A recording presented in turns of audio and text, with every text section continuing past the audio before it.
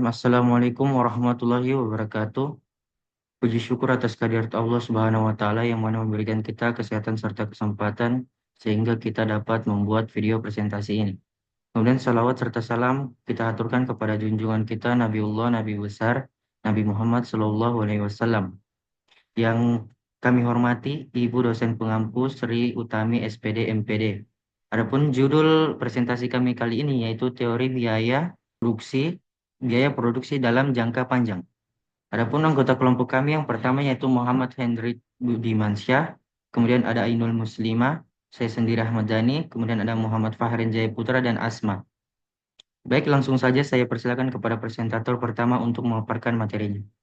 Baik, terima kasih. Di sini saya akan membawakan materi terkait konsep biaya jangka panjang, definisi dan karakteristiknya.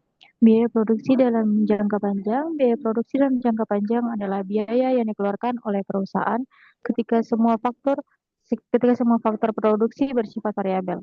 Dalam jangka panjang, perusahaan ketika semua faktor produksi bersifat dalam jangka panjang, perusahaan dapat menyesuaikan kapasitas produksinya dengan mengubah jumlah tenaga kerja, modal, dan sumber daya lainnya untuk mencapai skala produksi yang optimal.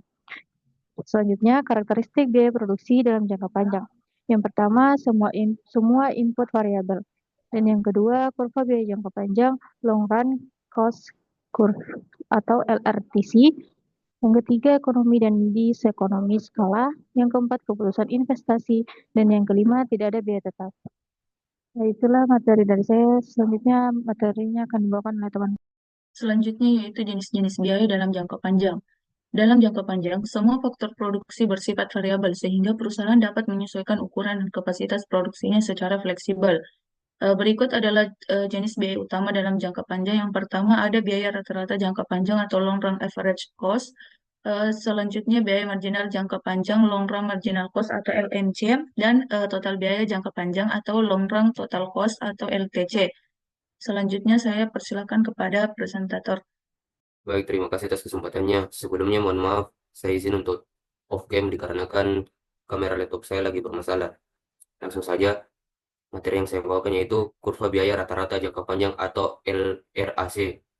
Kurva biaya rata-rata jangka panjang atau long run average cost atau LRAC adalah kurva yang menggambarkan biaya rata-rata minimum untuk memproduksi berbagai tingkat output ketika semua faktor produksi bersifat variabel.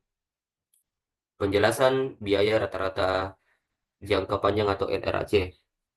Kurva long run average cost atau LRAC menunjukkan biaya rata-rata minimum untuk memproduksi setiap tingkat output dalam jangka panjang, di mana perusahaan dapat menyesuaikan semua faktor produksi. Kurva ini berbentuk U, mencerminkan 3 tahap utama, yaitu yang pertama economics of scale atau skala ekonomi, yaitu kurva menurun. Kedua, constant returns to scale atau skala produksi optimal atau kurva datar. Yang ketiga, Diagrams of scale atau skala tindak ekonomi atau kurva naik. Terdapat gambar kurva di sebelah kanan. Gambar kurva LRC di samping menunjukkan kurva biaya rata-rata jangka panjang atau LRC berbentuk U. Bagian kiri atau hijau economic of scale, biaya per unit menurun seiring bertambahnya output ketika efisiensi meningkat. Kedua, bagian tengah atau orange constant returns to scale, biaya stabil menunjukkan skala produksi optimal. Dan yang ketiga, bagian kanan yang merah atau diseconomics of scale, biaya naik akibat efisiensi operasional dan kendala manajemen. Selanjutnya, faktor-faktor yang mempengaruhi kurva LRAC. Yang pertama, skala ekonomi atau economic of scale. Yang kedua, skala tidak ekonomis atau diseconomics of scale. Yang ketiga, kemajuan teknologi. Pentingnya kurva LRAC. Memahami kurva LRAC membantu perusahaan dalam menentukan skala operasi yang optimal untuk meminimalkan biaya dan memaksimalkan keuntungan. Dengan mengetahui tingkat produksi di mana biaya rata-rata paling rendah, perusahaan dapat merencanakan kapasitas produksi dan strategi pertumbuhan yang efisien. Sekian materi dari saya serahkan kepada presentator selanjutnya. Baik, materi selanjutnya yaitu faktor-faktor yang mempengaruhi biaya produksi jangka panjang. Biaya produksi jangka panjang dipengaruhi oleh beberapa faktor utama yang dapat memengaruhi efisiensi dan total biaya yang dikeluarkan oleh perusahaan. Berikut adalah faktor-faktor tersebut. Yang pertama ada harga input produksi. Harga bahan baku, upah tenaga kerja, dan biaya modal seperti mesin dan peralatan merupakan komponen utama dalam biaya produksi.